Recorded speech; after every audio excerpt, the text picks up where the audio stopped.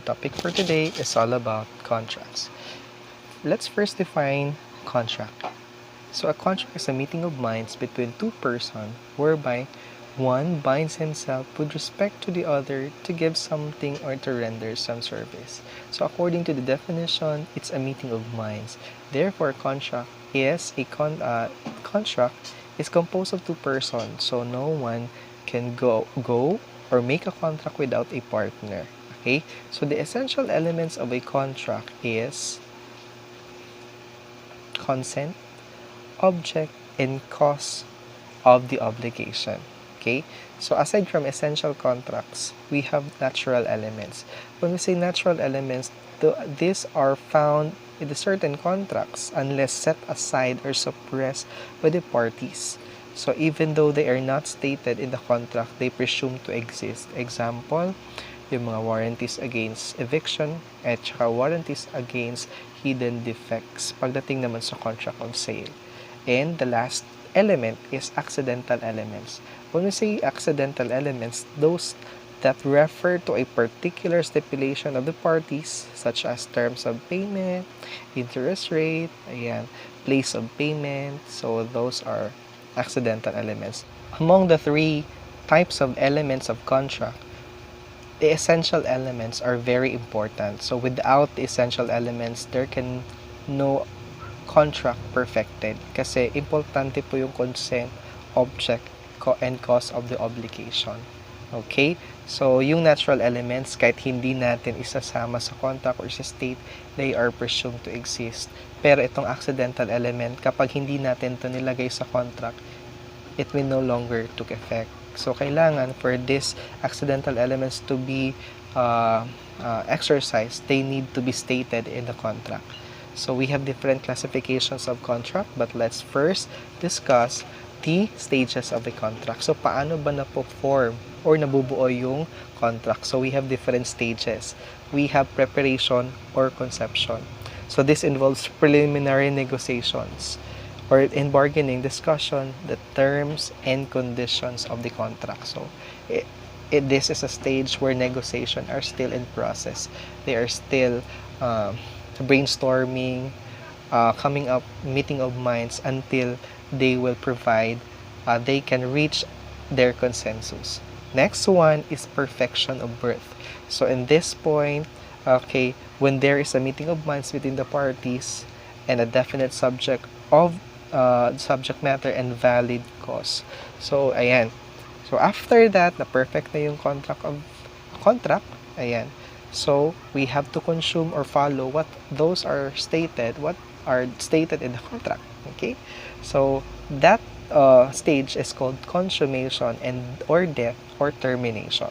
So this occurs when the parties fulfill or perform the terms agreed upon in the contract, culminating the extinguishment thereof. So yun yung tatlong stages. First is preparation. After preparation, we have meeting of minds or birth. Then after that, consummation or death, wherein we can now fulfill the terms of the contract. This time, we have to discuss the basic principles of a contract. First one is liberty of contract or freedom to stipulate. Therefore, the parties have the freedom to enter into a contract as long as they have the capacity to enter into a contract and as long as it is not contrary to law, morals, public order, and public policy. Okay? The second one is mutuality of contracts. The contract must bind both contracting parties, and the validity and compliance cannot be left to the will of one of them. Therefore, any contract which appears to be heavily weighted in favor of one of the parties, okay, so as to lead an unconscionable result, is void. So therefore, dapat balanse lang yung decision. Kapag nag-decide yung isa, dapat nag-agree din yung isang party for us not to violate mutuality of contracts. Now, can any decision or terms of the contract be left to the will of the third person? Pwede naman. Okay? The determination of performance may be left to the third person whose decision shall not be binding until it has been made known to both contracting parties. Okay? Pero, such determination shall not be obligatory if it is evidently inequitable. So, therefore, kailangan natin ng tulong ng korte para malaman kung what is equitable according to the cases. Okay, another one is relativity of contracts. Under this principle is contracts take effect only between parties, their assigns, and heirs, except when their rights and obligations are not transmissible. May mga kasi tayo na hindi transmissible as to the law, okay, stipulation, and by nature. Stipulation, agreement of the parties. Law, according sa batas. For example, hindi po pwedeng matransmit yung right to vote natin. According by nature lang, lalo na kapag personal in nature talaga. For example, I hire something to be my singer on my birthday party, pero hindi siya available. Hindi po pwedeng i-transmit or i-transfer sa ibang singer yung contract na yan because it is personal in nature. Okay? So, but we have to take note with respect to the heir, he shall not be liable beyond the value of the property he received from the decedent. So that's it. Another one is consensuality of contract. Okay, contracts, they are perfected by mere consent. Okay, except the following contracts which needs to comply with the additional requirements. Sabi ko kanina, ang pinaka-importanteng elements, ang essential elements, kasi kung wala yung tatlo, there can be no contract perfected. Consent, object, and cause. Pero may mga certain contracts na aside from COC, hindi pa sila mapaperfect if ever walang additional requirements. For example, delivery. Ang mga contracts na yan ay real contracts. Example, deposit, pledge, commodatum, ayan, which are perfected by both delivery, okay, and the three elements, consent, object, and cause. Ayan. And yung mga formal or solemn contracts which are required to be in form provided by law, aside from COC, may formalities required by law to be valid, ayan, which must be perfected or which must be observed para maging valid. Okay? Halimbawa, donation of an immovable property. Okay? Which must be in public instrument and subscribed by both parties together with the acceptance thereof, since that is a donation. And the last one is obligatory force of contract and compliance in good faith.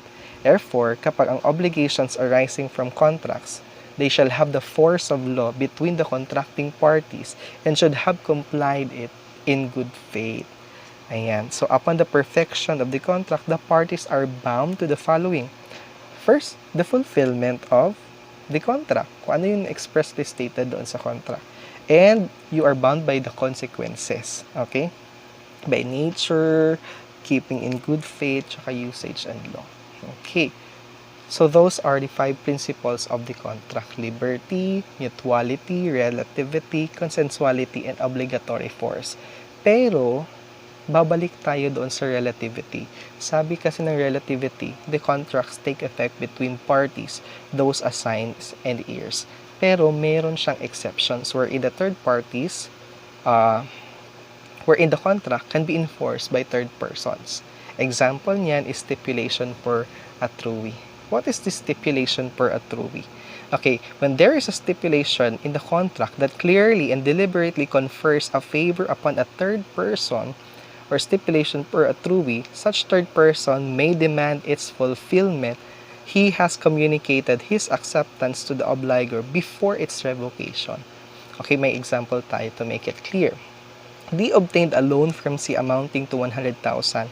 The parties agree that the loan shall bear an interest of 1% per month to be paid by D to X. Si X yung third person.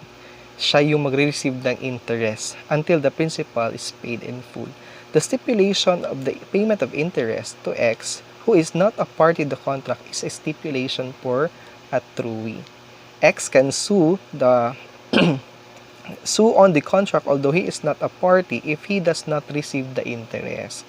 So if ever na ni-revoke nila yun, halimbawa hindi na interest, hindi na monetary ang obligation, from monetary naging cellphone na siya, ayun.